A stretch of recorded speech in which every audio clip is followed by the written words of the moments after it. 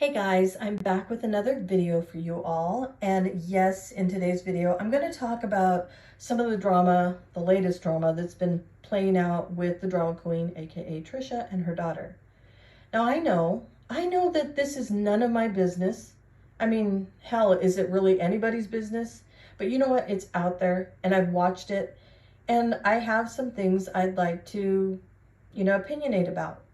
And for anyone who's going to come over here and try to white knight for Trisha, look, I get it. I get it, okay? But I'm not interested in your lecturing. I'm not. Support her all you want, but your opinions or your scolding is not going to change my opinions about the woman. My opinions are just that, they're mine. And they stem from what I have seen this woman do over the past 6+ years. Now, I'm no member of a cult. I'm not on a bandwagon. I'm not drinking the Kool-Aid, nor am I a hater. I'm just a watcher who has opinions about the YouTube personality that I watch. My opinions are based on her behavior, past and present. Now, sure, she likes to say the past is the past. But for me, I don't see a change in her recent behaviors, because her recent behaviors echo the behaviors of her past. All right, so now that I've made that clear, let's get on with it. I happened to watch a replay of Trisha's stream from today, which is March 21st. Well, I am so glad to see that Trisha is back to her old self and it is business as usual. Funny, when I was listening to that stream, very early on in the stream, I guess somebody asked about the drama, and Trisha responded, the drama that was going on with her daughter had been handled, and that does not belong on YouTube. So she wasn't going to talk about it. And I'm thinking, yeah, right, you're going to talk about it. You're going to talk about it. Sure enough, she did talk about it later on in the stream. What's between me and my daughter is already done, and we handled that ourselves. What's between me and my daughter it should not even be on YouTube. 5 minutes later. She's grown. So you mean to tell me I need a babysitter for her? Oh, wait a minute. Are you saying that I have an emotionally challenged adult person living in my life? I don't think so. What are you doing mooching off your mom anyway? If you're that grown, you can have 2 jobs and pay your own rent, then what the hell are you doing living with your mom then? Leave me alone. But I totally agree. I agree. When it comes to what's going on, it shouldn't be on YouTube. But come on, really? There are many things in Trisha's life that had no business being on YouTube, especially anything that involved her daughter. But I'll get to that part in a bit. So we've got to rewind. Let's rewind a little bit as to how the newest drama got started. Let's go back to the day that Curly Sue busted down the door and handed Trisha her butt on a silver platter, so to speak. So you denied Becca's phone call because you're streaming. Your kid just had major surgery. Now, contrary to what people might think, contrary to popular opinion, I have to say this because I did find it a little disrespectful that Curly Sue just kind of barged into Trisha's room, because I do believe she was in a bedroom, right? I think Trisha was in a bedroom. Correct me if I'm wrong. I mean, if she would just sit in a living room, okay, scratch that, because that'd be something different. But yeah, I did feel like it was very intrusive, especially if Trisha was in her own bedroom. But if that would have been me, I would have handled it in a totally different manner, let me tell you. First of all, I would have shut off the damn camera and probably, no, more than likely, would have let Curly Sue have it for storming in and disrespecting me that way. But that's just me. Oh my God, could you just imagine if Trisha was in her room testing out one of her products? Oh my God, awkward. I'm just playing, but yeah, I would have totally shut things down. I would not have let myself be talked to like that, especially on camera for everybody to see. Nope, that wouldn't be happening with my situation. If I was in that situation, it would not happen. But come on now, we all know with Trisha, the show must go on. And that is exactly why we are all here watching the drama and talking about the drama. Hey, but I'm here for it. I am here for it, and I have lots to say about it. Now, although I did think that Curly Sue was out of line for barging in on Trisha and, kind of yelling at her, I do think that Trisha really needed to hear some of the things that Curly Sue was saying. And what she's But haven't we told you before to ignore them? I can't ignore it. Then that is a personal problem, but that shouldn't stop you from taking care of your kid. Now, Curly Sue was no hater. She was no stranger just trolling Trisha on the internet. Curly Sue is somebody who is in Trisha's real world, real life. Curly Sue is somebody who has been hearing about the drama and seeing how much the online drama was controlling and affecting Trisha in her real life. You can cry to them, but we know the truth. The people who are in your life, in real life, know the truth. So I hope you find warmth and comfort with all these women online, okay? But wasn't it just a few weeks ago that Trisha had Curly Sue and Becca on a live stream, and they were in there laughing and bagging on the Trisha haters? The amount of people they'll sit find here out and and want to bully a grown woman. They spend more time worrying about what's going on in her life instead of her own kids, or like their own kids. So you two, Like, all nobody right, was who are you? invited. Who are you? I don't even know. Hold on, I'm trying to read the comments. Okay. Okay, I just got bombed on my live stream. What does that mean? Like y'all showed up and Hell like, yeah. made it more interesting. I specifically remember that, and it was really fun, and it was okay when Curly Sue was bagging on the haters, when Curly Sue and Becca were bagging on the haters. That was okay, right? Trisha was okay with it, but now apparently Trisha is not okay with Curly Sue and Becca being on live streams and talking about it and speaking some truths. So that's not allowed, right? Because it's going against what Trisha had planned with them, going after the haters, and now they're talking to the haters. Trisha has always had the go-to, this is my story. I have a story, and this is my story to tell. Well, the same can be said about her daughter. She has a story, and she has a story to tell. Why can't she tell her story? It's her story. It's the daughter's story. It's Becca's story. It's not Trisha's story to tell. Yet, Trisha has done just that numerous times. Let me put it to you this way. Who is the one who brought Becca into the YouTube realm? Well, it was her mother. It was Trisha.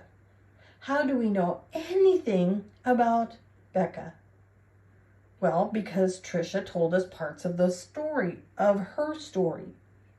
When Becca shared the screen name of the affair baby, it really broke my heart.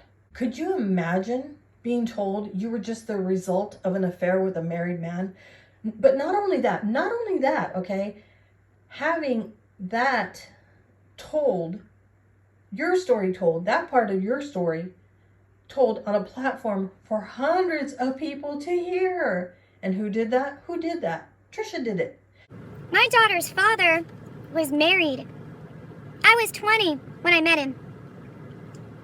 He said he was leaving his wife, but he wanted to be with me. At 21, I got pregnant. I believed that he wanted to be with me, and guess what, guys? Married men don't leave their wives for a young girlfriend that they can tell anything to.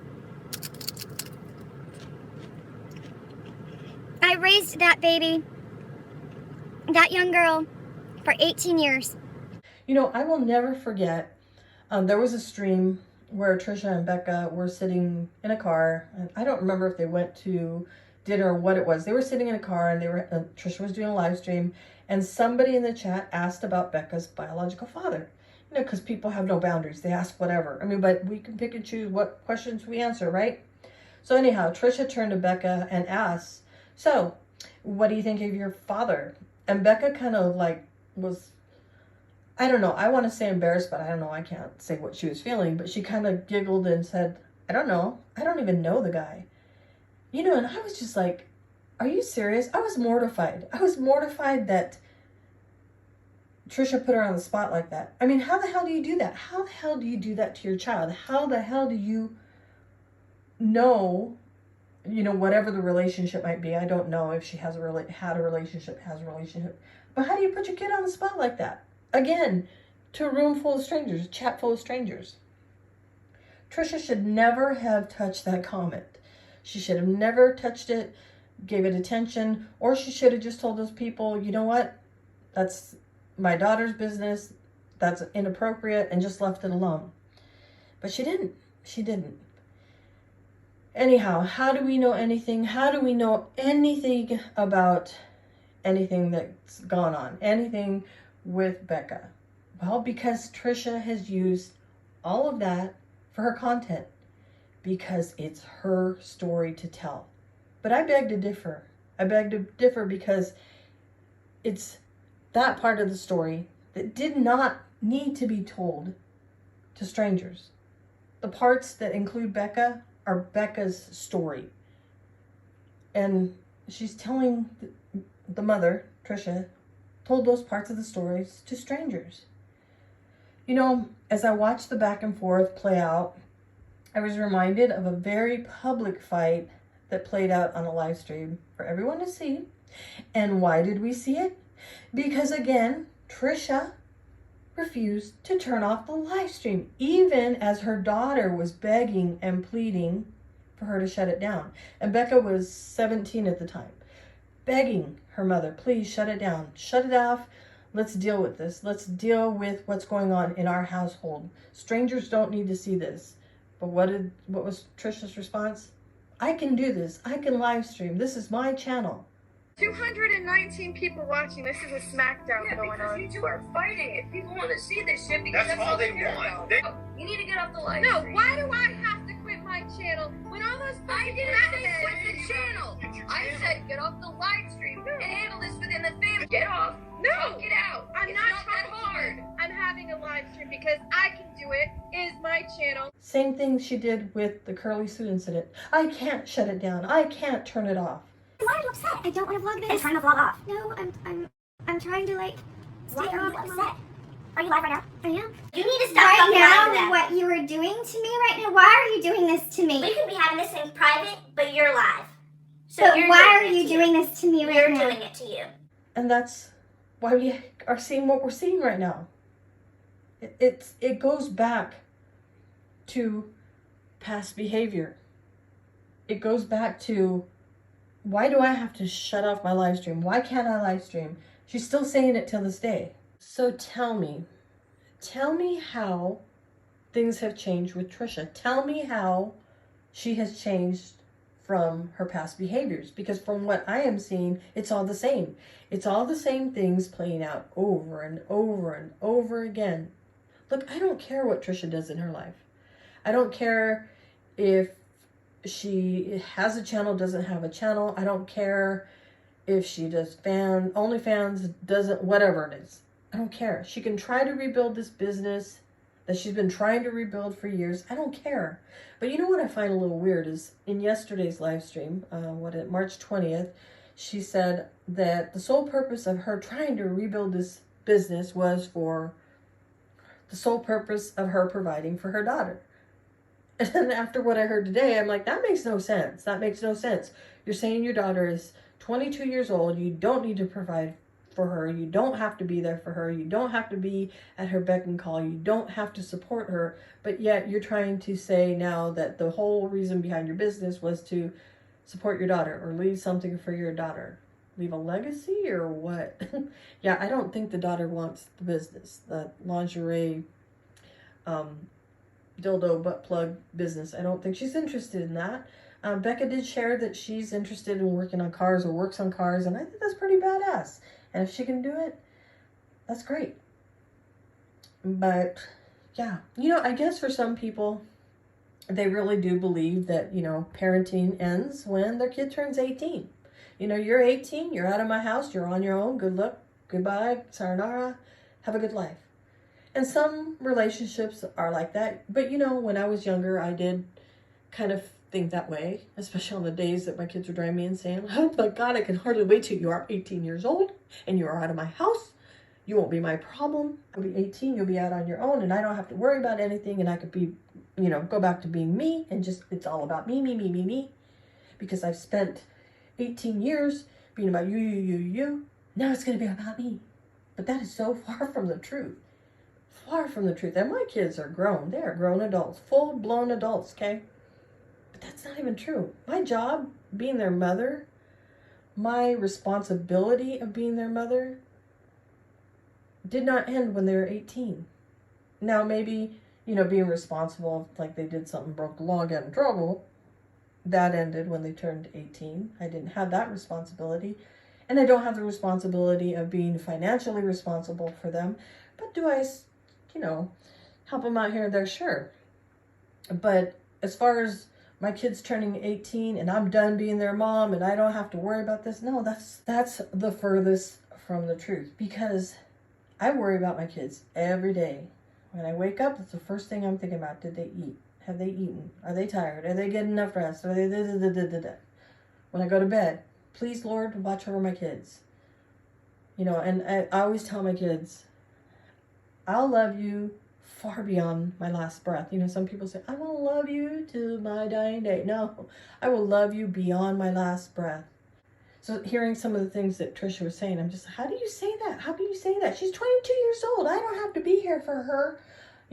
I was unavailable. I was working 24 hours. I'm sorry I couldn't take your call. I'm like, oh my God, she just had surgery. Just answer the phone. Pause what you're doing, get a drink, and say, hey, what do you want? I'm in the middle of, filling 255,000 bottles here. Or what, unicorn tears. What do you need? And talk to her for just a few seconds.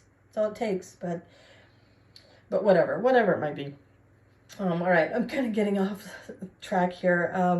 But that's all I wanted to say. That's all I want to say for right now. I do have more things to say. More things will probably come. I'm sure of it. But for now, that's all I wanted to say. And I want to say really quickly, I'm really glad that Becca does have a friend who's there to support her. And I'm also really, really glad that Becca and Curly Sue had the opportunity to see that all of those people, all the haters that Trisha has dubbed mean and evil, really aren't that bad after all. I really do wish the best for these girls, and I hope that they will continue to empower each other. Well, I guess the silver lining in all of this is that now Trisha doesn't have to bother, with supporting her daughter, or providing for her daughter. She's not going to have to give her $20 for gas, because it seems like there's a lot of people out here willing to do that for Becca and Curly Sue. So don't have to worry about that anymore, Mom. Don't worry about that. It's not your burden anymore. She's got some people that are willing to help her out and support her when she needs it. So it seems. Anyhow, that's going to be it for me, and that's going to be it for this video. Thank you for listening, and I will catch you guys on my next video.